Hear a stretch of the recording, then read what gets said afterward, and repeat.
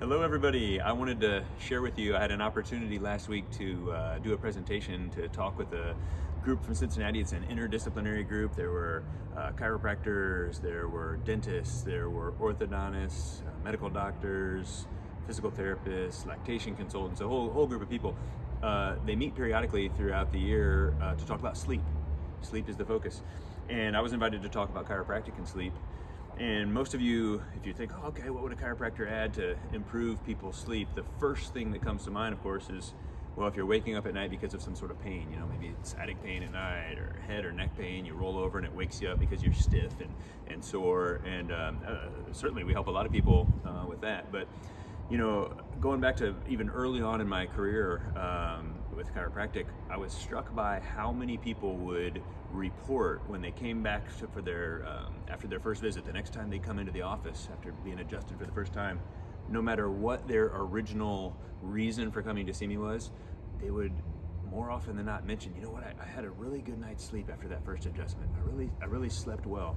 And this goes for adults, it goes for parents telling me that their babies or their toddlers, they came in for X, Y, or Z, but wow, the sleep was really improved. So I was kind of curious, I've always been curious about this. And you may be thinking by now, well, like, if babies are also improving their sleep, the babies are not having herniated discs, they're not having sciatica, headaches, those are not the things that are keeping them from sleep, so there must be something else. And many of you already know what that is.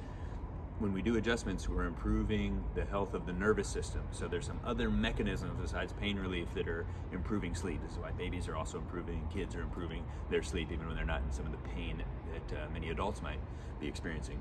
So nervous system, we can think of, there's two parts. You've got your sympathetic nervous system, which most of us teeter towards more of the sympathetic system. That's fight or flight, danger, more stress, more cortisol. And then you've got your parasympathetic system, which is more resting, recovering, digesting, okay? And we need a balance, we need times of both, but most of us are not particularly balanced there, and we don't have that rest, recover, digest.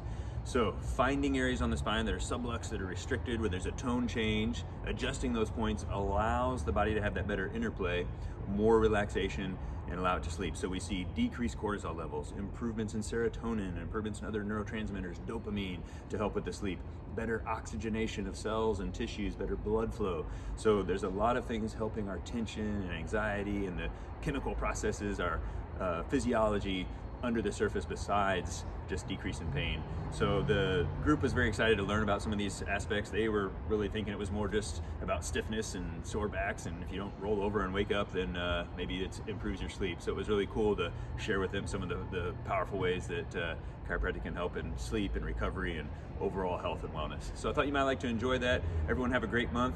We'll talk to you soon.